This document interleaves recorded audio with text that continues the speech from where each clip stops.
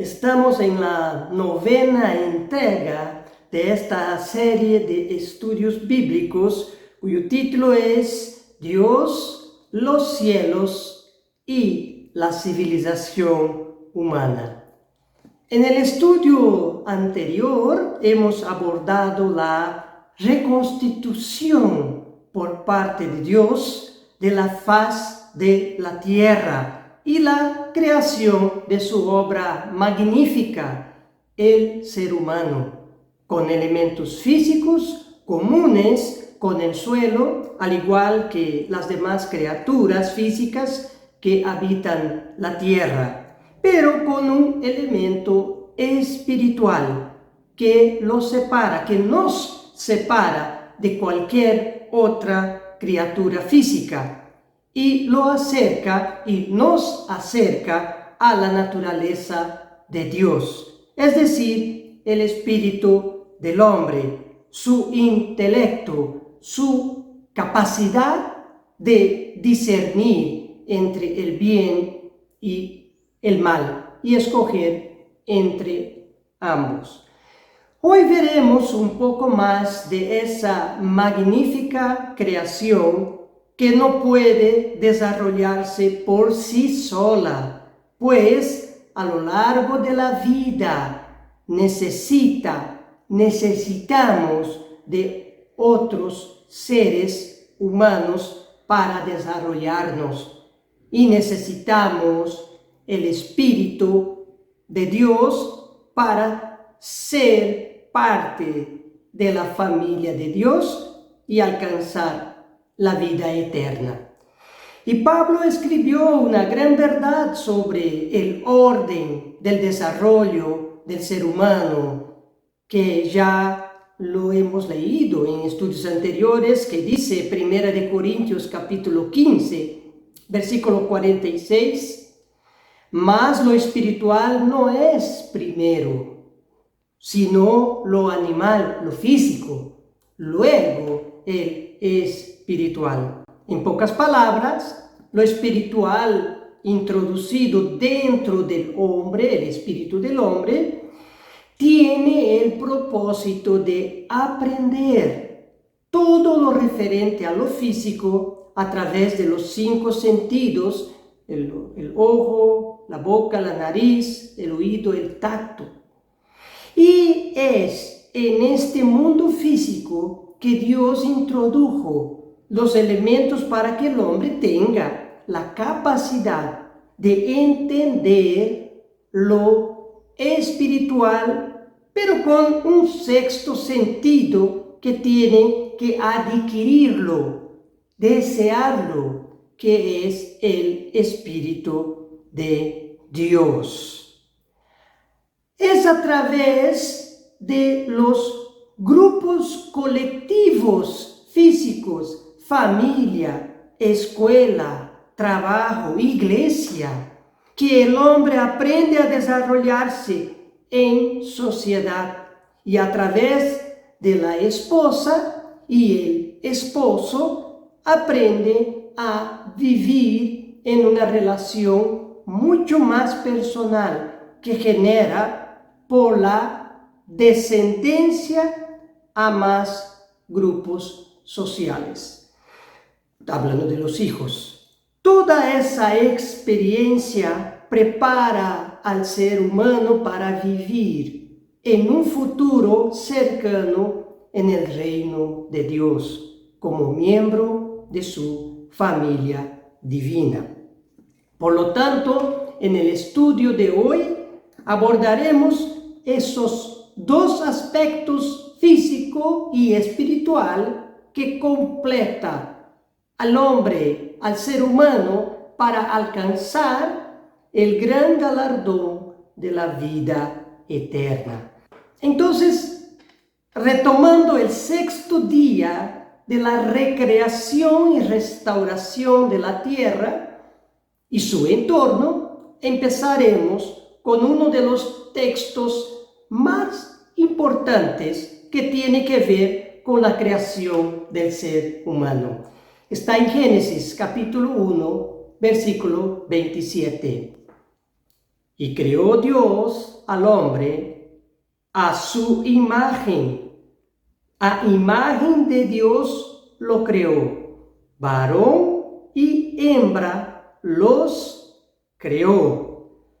Los traductores de la Biblia optaron en traducir la palabra Adán simplemente como hombre, dejando a la libre interpretación del lector cuando entenderla de manera individual, el hombre varón, y cuando entenderla de manera colectiva, el ser humano varón y mujer.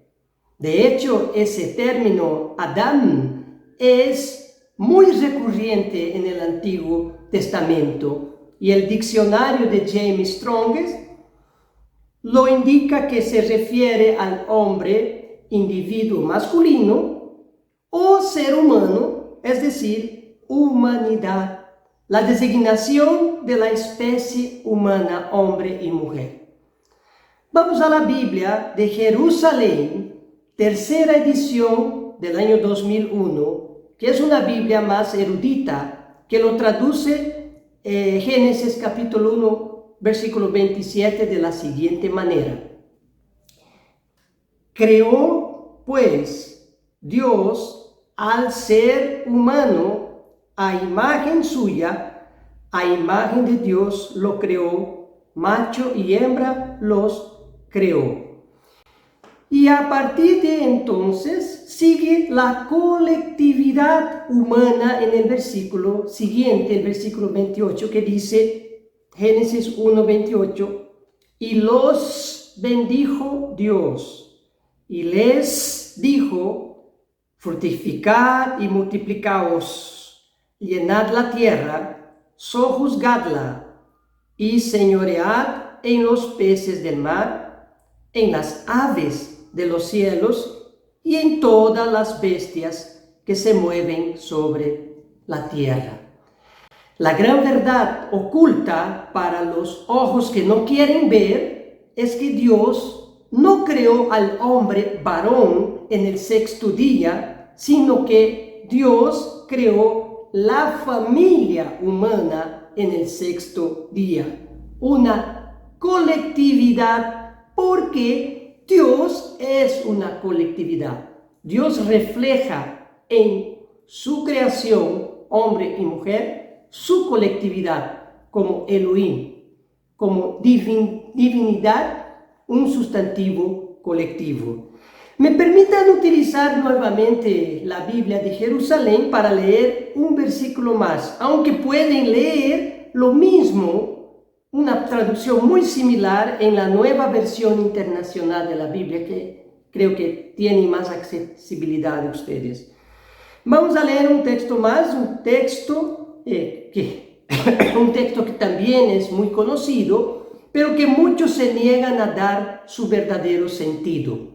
Génesis 1, versículo 26, en la versión de la Biblia de Jerusalén dice, y dijo Dios, hagamos al ser humano a nuestra imagen, como semejanza nuestra, y manden en los peces del mar y en las aves del cielo y en las bestias y en todas las alimañas terrestres y en todos los reptiles que reptan por la tierra. Muchos se han acostumbrado recitar la creación del ser humano como simplemente la creación del hombre. Pero pueden ver que cuando se utilizan las palabras más adecuadas, no se deja duda de su significado y coherencia, de pluralidad, es decir, la pluralidad hombre y mujer, que son seres humanos para pluralidad, Dios y el Verbo, que son seres divinos, su paralelo. Las 31 veces que aparece la palabra Dios en Génesis capítulo 1, solamente en este primer capítulo, es traducida de la palabra hebrea Elohim, que significa gobernantes, jueces, seres divinos, inclusive significa Dios y diosa. Obviamente, Dios no es varón ni mujer. El sentido de entender Elohim en el masculino y en el femenino es simplemente para que entendamos una verdad sobre el hombre y la mujer, que ambos fueron creados a imagen y semejanza de Dios único y a la vez colectivo. Hay un ciclo que siempre se vuelve en la unidad plural como Dios lo es. Las personas nacen en sus respectivas familias donde son educadas y la instrucción se amplía en la sociedad, escuela, trabajo y otros grupos, incluyendo la iglesia. Y la persona se une a su esposa o esposo y forman una unidad plural. Vamos a Génesis capítulo 2, versículo 24 para reforzar esta verdad. Dice, por lo tanto, dejará el hombre a su padre y a su madre y se unirá a su mujer y serán una sola carne. El ciclo se repite continuamente de una unidad de plural que se inició con Adán y Eva a una colectividad que es la sociedad humana. Sin embargo, la desobediencia de estos primeros seres humanos causó un desequilibrio en ese momento de unidad y pluralidad, cuyo pecado introdujo la dominación, el sufrimiento y la muerte. El mandamiento de que el hombre y la mujer sea una sola carne, es decir, tengan un mismo propósito juntos, fue empañado por la lucha de la dominación. Cuando ellos transgredieron por primera vez el mandato divino, Adán y Eva, Dios les aclaró a ambos las consecuencias de sus actos. A la mujer, entre otras cosas, dijo lo que pasaría. Génesis capítulo 3, versículo 16, segunda parte del versículo. Y tu deseo, hablando Dios a la mujer, será para tu marido y él se enseñoreará de ti. Existe una gran diferencia entre orden y jerarquía y dominación. Orden o jerarquía por un lado y dominación por otro lado. La Biblia enseña categóricamente que Dios es un Dios de orden, que creó grandezas, leyes que rigen los cielos y la tierra, jerarquías para que todo funcione en perfecta paz y armonía, y sobre todo en amor, porque Dios es la expresión máxima del amor.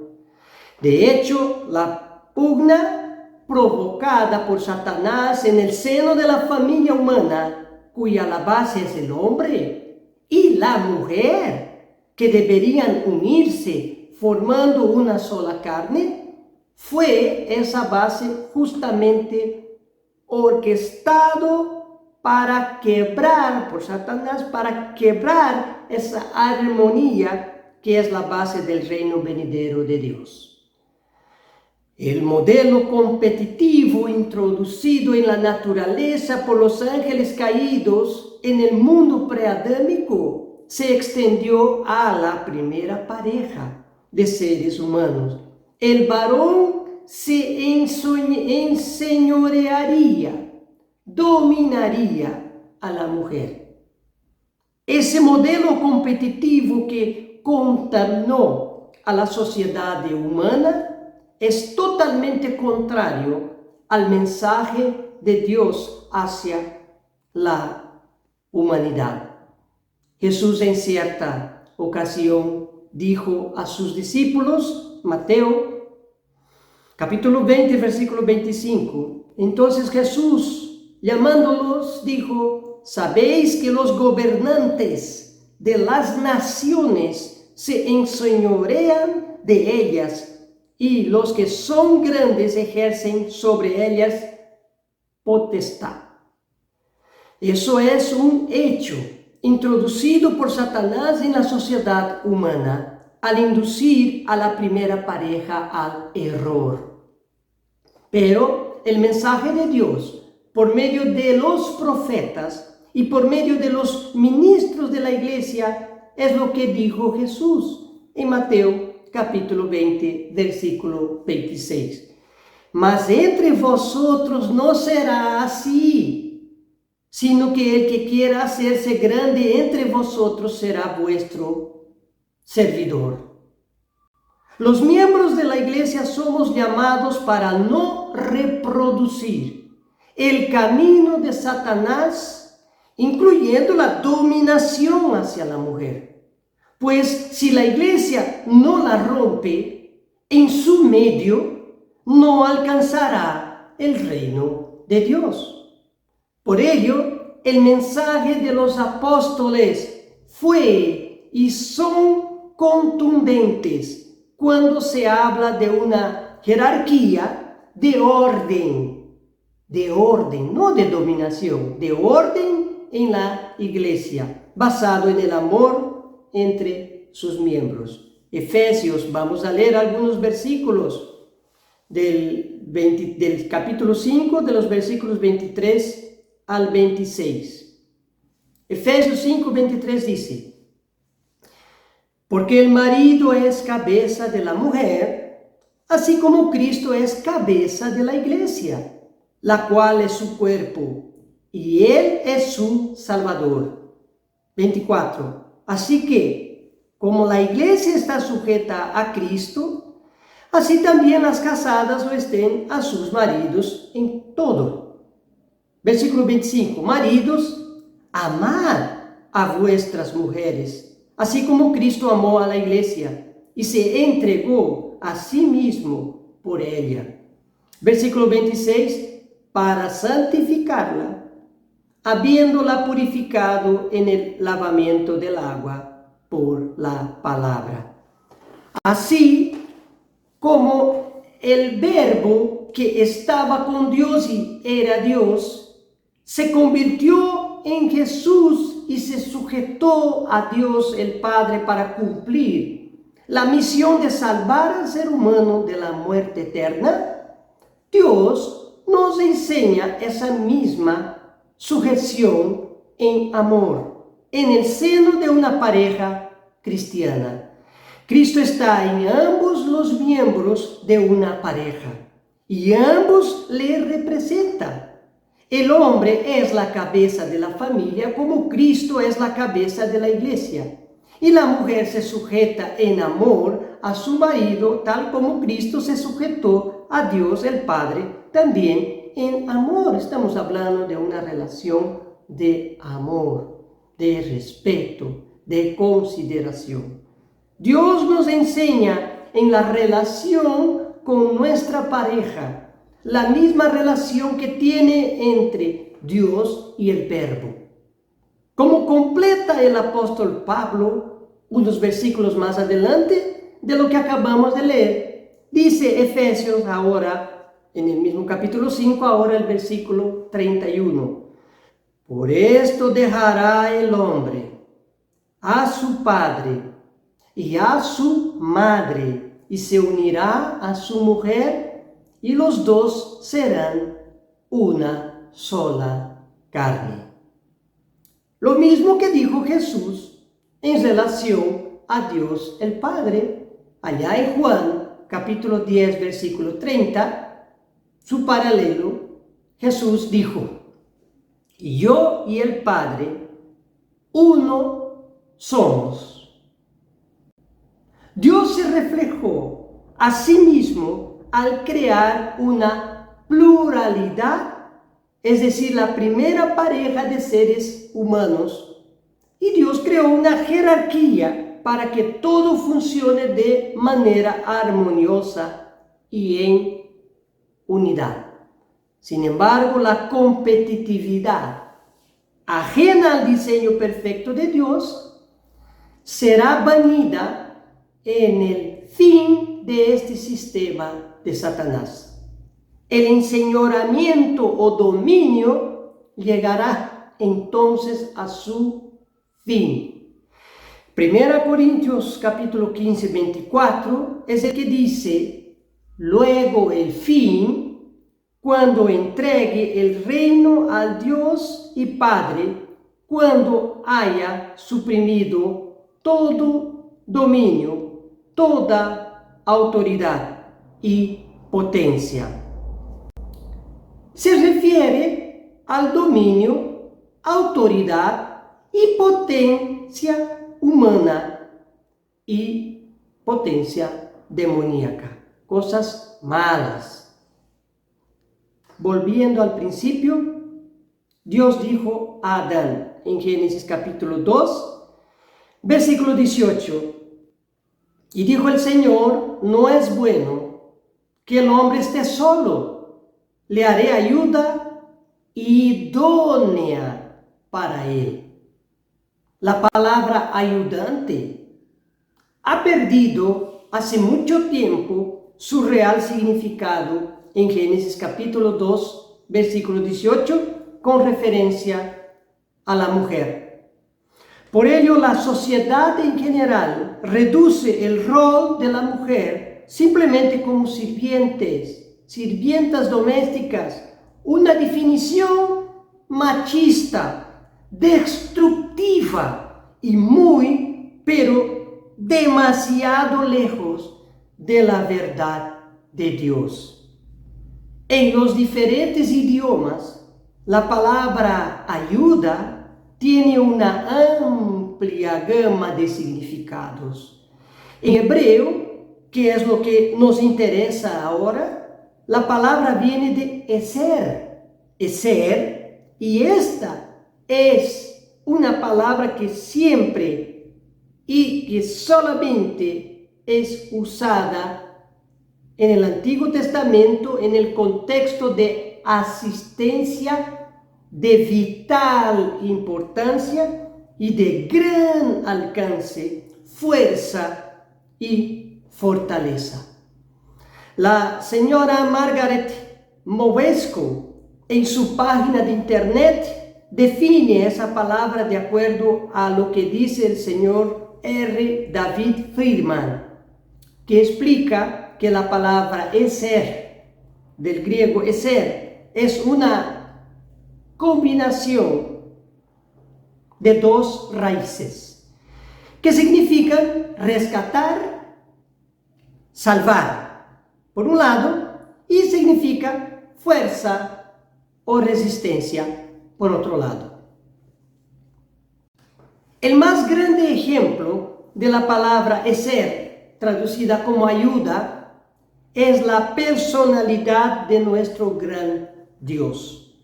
Él es nuestra fuerza, nuestro salvador, nuestro protector y nuestra ayuda.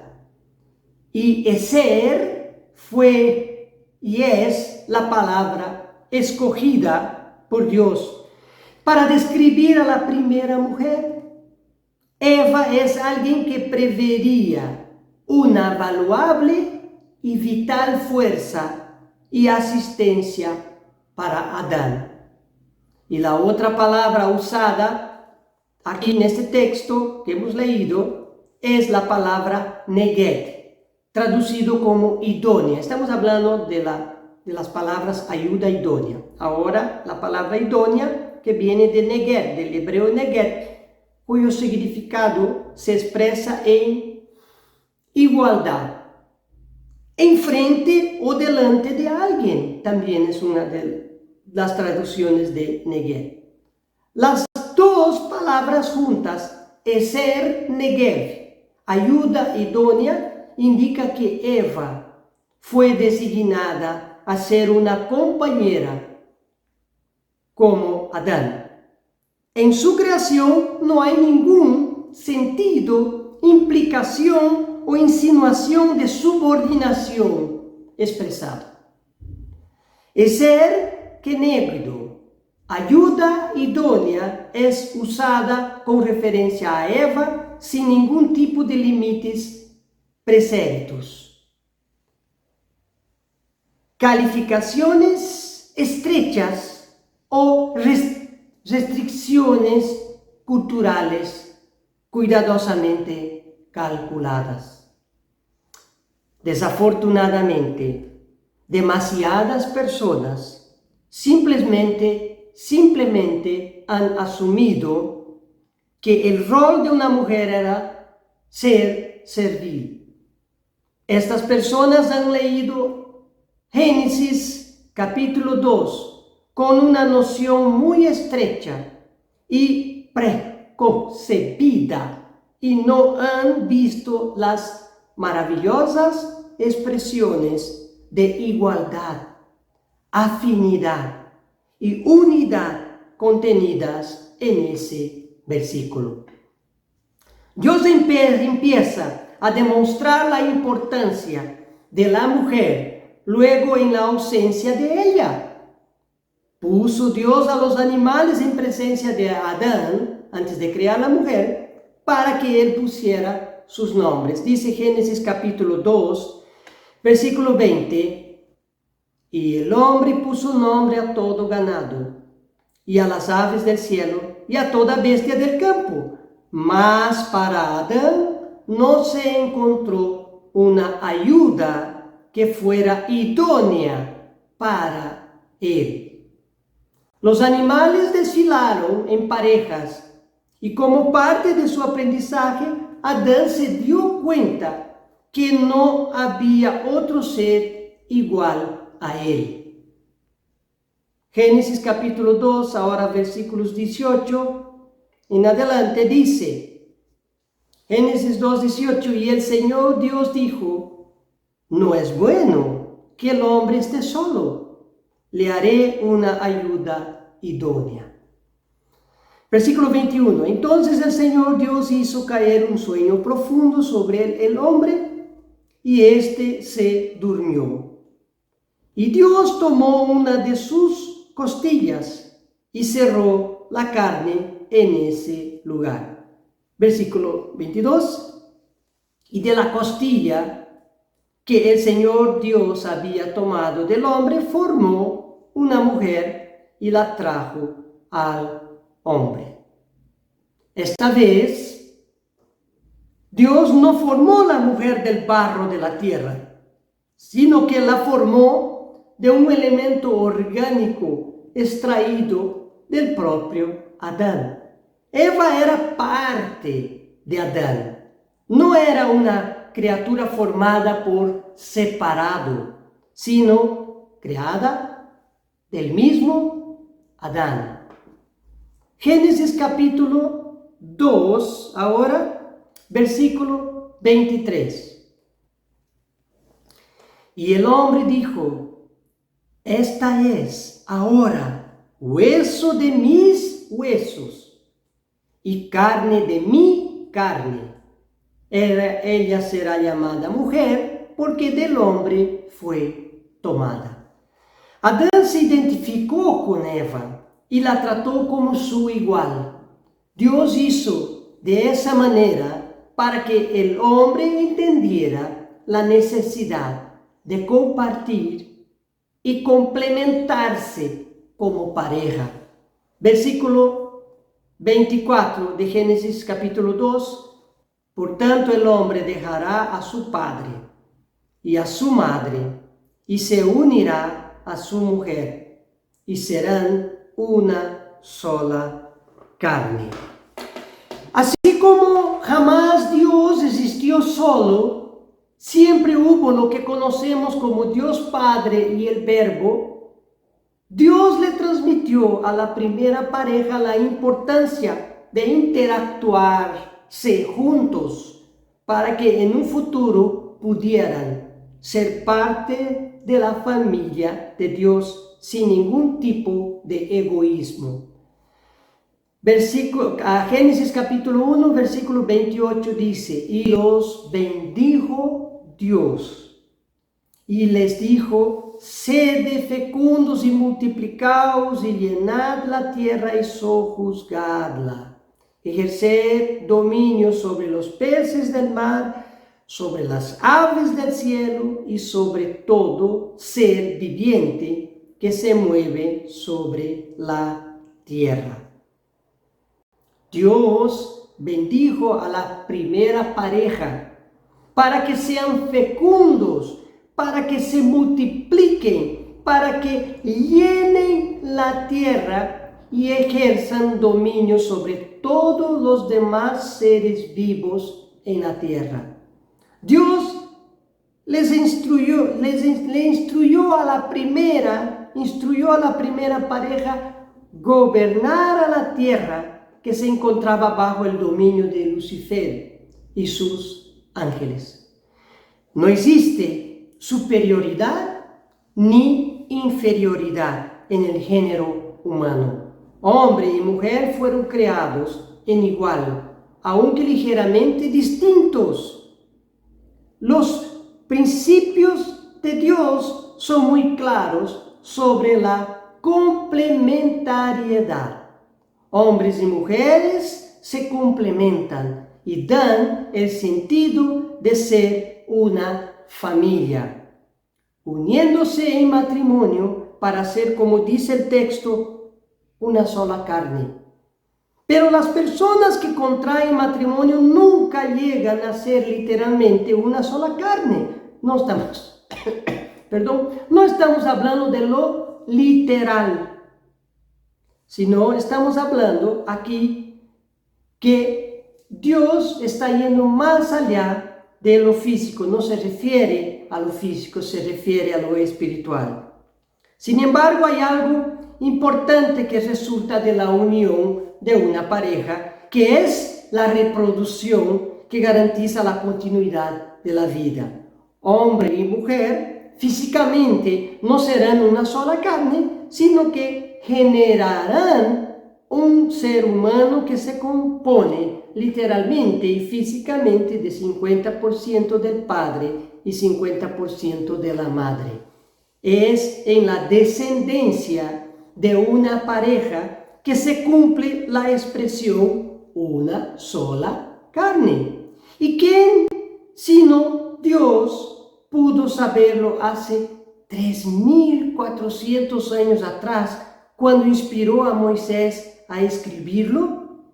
Ese enunciado bíblico, que también es científico, una sola carne, corresponde a un avanzado grado de conocimiento sobre genética. Y cuanto más estudiamos biología y genética, más nos distanciamos de la teoría de la evolución, que pregona que organismos simples se volvieron en millones de años en organismos complejos. Lamentablemente, para los defensores de esa teoría de la evolución, los denominados organismos simples siempre fueron y continúan siendo muy complejos. Por más que citen organismos unicelulares, es decir, formados por una única célula, pasan por alto que la célula en sí es extremadamente compleja. Imaginen dos libros con títulos distintos, pero con la misma cantidad, digamos 262 páginas cada uno, de las cuales apenas media página tendría un contenido diferente un libro del otro. y las demás 261 páginas y media serían idénticas. Un libro se llamaría, por ejemplo, Pedrito y el otro se llamaría Juanito.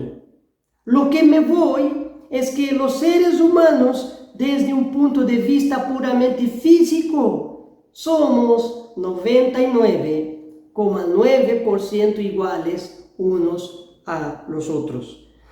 Toda la información del cuerpo de una persona se encuentra en una cadena de ácidos dentro de las células, denominado ADN. El ADN contiene las instrucciones que determinan la forma y características del organismo y sus funciones. Además, a través del ADN, esas características son transmitidas a los descendientes durante la reproducción. Desde un punto de vista meramente físico, los seres vivos son extraordinariamente complejos, con el sistema ADN organizados en cromosomas dentro de las células.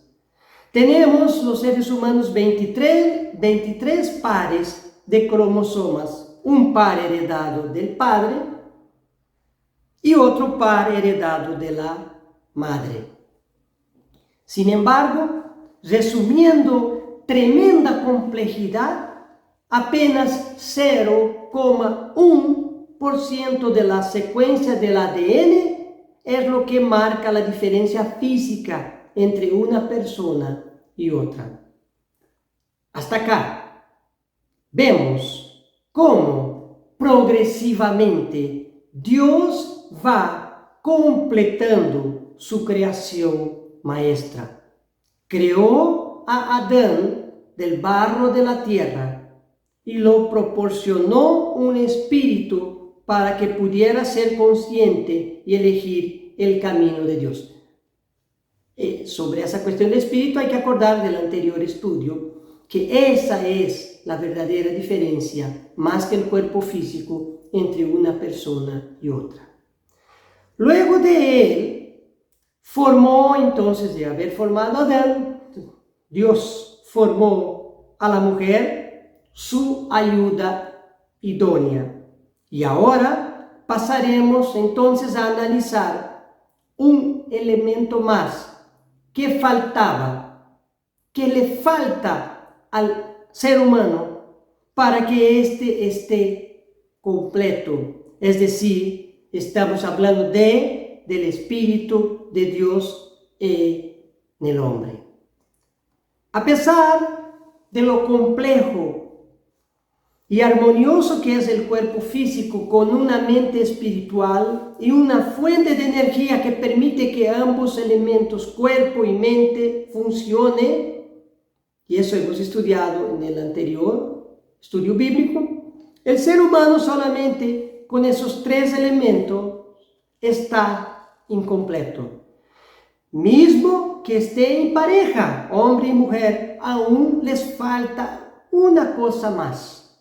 El apóstol Pablo lo explica en 1 Corintios capítulo 2, versículo 11. Porque ¿quién de los hombres sabe las cosas del hombre? Sino el espíritu del hombre que está en él.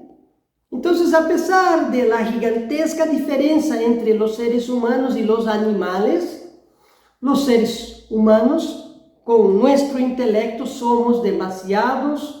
A pesar de tener intelecto, somos demasiado limitados en nuestros conocimientos. Aún nos falta algo que logremos ir más allá de lo físico.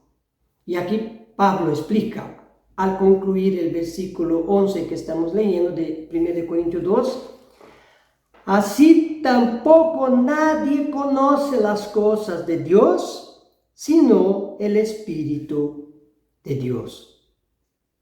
El ser humano necesita ese elemento más para entender el camino de Dios, aunque limitadamente ahora, por causa que estamos en un cuerpo físico. pero será ilimitado ese conocimiento cuando seamos transformados en seres espirituales, cuando alcancemos a la salvación, a una vida plena y eterna. Hablando de sus seguidores, Pablo continuó escribiendo aquí en 1 Corintios 2, ahora versículo siguiente, 12 y 13. Y nosotros, versículo 12, hemos recibido no el espíritu del mundo, sino el espíritu que es de Dios, para que conozcamos lo que Dios nos ha dado. Esta es la dimensión que falta a este mundo que vive y sufre en un sistema ajeno al sistema de Dios. Versículo 13, lo cual también hablamos, no con palabras que enseña la humana sabiduría, sino con las que enseña el Espíritu Santo, acomodando lo espiritual a lo espiritual. De esa manera, Adán fue creado con la capacidad de entender y aprender. En el cómputo de ese sexto día, de la recreación de la faz de la tierra al atardecer del día 5, Dios hizo a los animales y probablemente antes de nacer el sol de ese día, sopló el aliento de vida en Adán. Lo cierto y contundente es que no hay salvación sin que el ser humano obtenga una porción del Espíritu Santo de Dios y persevere con ese espíritu hasta el final. Pablo escribió a los llamados que poseen el Espíritu de Dios, que allá en 1 Tesalonicenses capítulo 5 versículo 19, Pablo dijo, no apaguéis al Espíritu, hablando de ese Espíritu de Dios en nosotros. Efesios capítulo 4. Versículo 30, y no contristéis al Espíritu Santo de Dios, con el cual fuisteis sellados para el día de la redención. Esto quiere decir que mantener el Espíritu en nosotros es tan importante cuanto recibirlo a través del bautismo e imposición de manos. Dios enseña el espiritual a través de un cuerpo físico, de lo cual tenemos ahora. Nosotros somos engendrados físicamente por nuestros padres, llevamos 9 meses en gestación hasta el nacimiento en la sociedad humana. Su paralelo para ser parte del reino de Dios es muy similar en cuanto a concepto. También involucra un tiempo de gestación y luego concepción. Jesús dijo a uno de los fariseos principales llamado Nicodemos, Juan capítulo 3, versículo 3, dice, respondió Jesús y le dijo a Nicodemos, de cierto te digo, que el que no naciere de nuevo no puede ver el reino de Dios. Claro que Nicodemos no entendió el concepto de nacer de nuevo, porque Jesús no se refería al ámbito físico, sino espiritual. Y como dijo el apóstol Pablo, el entendimiento espiritual es para aquellos que poseen el Espíritu de Dios.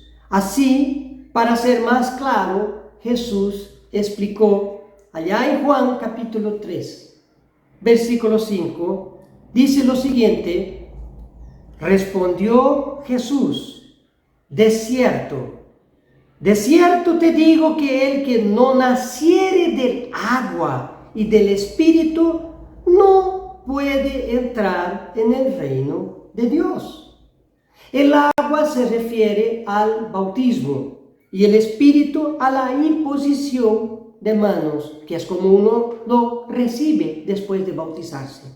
En general, esos dos pasos deben ocurrir sin intervalos entre uno y otro. La persona que se arrepiente inmediatamente al ser bautizada recibe la imposición de manos y para obtener una porción del Espíritu de Dios. Los discípulos de Jesús habían sido bautizados por Juan Bautista, pero solo recibieron el Espíritu de Dios en el día de Pentecostés. A partir de entonces pasaron a bautizar y al mismo tiempo realizar la imposición de manos a los nuevos creyentes, como vemos en el libro de Hechos y como se hace hasta hoy en la Iglesia de Dios. Hechos capítulo 2, versículo 38. Pedro les dijo: arrepentís y bautícese cada uno de vosotros en el nombre de Jesucristo para perdón de los pecados, y recibiréis el don del Espíritu Santo. Los tres pasos están muy claros: el arrepentimiento, el bautismo y la imposición de manos para recibir el Espíritu de Dios. Y para ir concluyendo el estudio de hoy, veremos un ejemplo bíblico que muestra claramente al ser humano físico el espíritu humano que le da entendimiento de lo físico y el Espíritu de Dios que completa esa creación. Estamos hablando de la visión de Ezequiel, del valle lleno de huesos secos. Sabemos que es una visión futura de la segunda resurrección. Y en este caso de la casa de Israel, específicamente, que murieron al igual que casi el mundo entero sin recibir el Espíritu Santo de Dios. Vamos allá al libro de Ezequiel, al capítulo 37. Vamos a leer primeramente los versículos 1 y 2. Ezequiel 37, versículo 1. La mano del Señor vino sobre mí y me llevó en el Espíritu del Señor y me puso en medio de un valle que estaba lleno de huesos. Versículo 2. Y me hizo pasar cerca de ellos por todo en derredor, y he aquí que eran muchísimos sobre la faz del campo, y por cierto, secos en gran manera. Como podemos ver, al seguir leyendo estos huesos, en este texto, estos huesos que pertenecen a los descendientes de la casa de Israel, son de personas que vivieron sin recibir el Espíritu de Dios. Por lo tanto, vivieron una vida física sin discernimiento de lo espiritual. Versículo 8 ahora de Ezequiel 37. Y miré, y he aquí tendones sobre ellos, y la carne subió, y la piel cubrió por encima de ellos, pero no había en ellos espíritu. Dios recompuso sus cuerpos, muy parecidos con el relato bíblico de la creación del hombre, cuando Dios formó el cuerpo de Adán del polvo de la tierra. Así que allí estaban todos los cuerpos restaurados desde los huesos viejos y secos. Pero así como cuando Dios formó el cuerpo de Adán del barro, así también todos aquellos cuerpos restaurados todavía no tenían vida. En Génesis leemos Génesis capítulo 2, versículo 7, y luego su paralelo en Ezequiel. Génesis capítulo 2, versículo 7. Entonces el Señor Dios formó al hombre del polvo de la tierra, y aquí a continuación dice, y sopló en su nariz aliento de vida, y fue el hombre un ser viviente. Su paralelo de Ezequiel 37 está en el versículo 10. Y profeticé como me había mandado, y entró espíritu en ellos, en estos cuerpos restaurados, y vivieron, y estuvieron sobre sus pies un ejército grande y extremo. Dios les sopló el hálito de vida en la nariz de Adán, que pasó a respirar, es decir, a vivir, al mismo tiempo que recibió su espíritu, el intelecto humano que le da la capacidad de pensar, aprender y escoger dentro las cosas físicas. Y los cuerpos restaurados de manera física en la visión de Ezequiel, también se les entró en ellos espíritu, es decir, empezaron a respirar al mismo tiempo que adquirieron, igual que Adán, conciencia a través del espíritu o intelecto que Dios tenía guardado. En el caso de ellos, ellos habían muerto antes y esa es una resurrección. Dios tenía guardado de cada uno su espíritu, su intelecto, su carácter cuando habían muerto anteriormente. Por lo tanto, la palabra espíritu, que significa viento, se aplica tanto para la respiración física como para el intelecto inmaterial que es introducido en el hombre. Y finalmente, el componente que falta, lo veremos, que Dios ha estado concediendo de manera limitada en el Antiguo Testamento a sus profetas y a algunas personas que ha llamado. Y de manera un poco más frecuente a los miembros de su iglesia desde el día de Pentecostés del año 31. Dios derramará abiertamente a todos los que resuciten en la segunda resurrección, pues es a través de su Espíritu que uno, de Dios, que uno es engendrado para nacer dentro del reino de Dios. En la conclusión de la visión de los huesos secos de Ezequiel 37, después que las personas volvieron a la vida, cada uno con su espíritu o intelecto humano, dice el versículo 14, y aquí está la clave. Ezequiel 37, versículo 14, y pondré mi espíritu, el espíritu de Dios, Dios está diciendo, mi espíritu en vosotros, y viviréis y os haré reposar sobre vuestra tierra, y sabréis que yo, el Señor, hablé y lo hice, dice el Señor. Con ese extraordinario conocimiento que Dios reveló a su iglesia, que el ser humano es más que un ser físico, por lo que necesita ser engendrado, es decir, recibir también el Espíritu de Dios para nacer en su santo reino.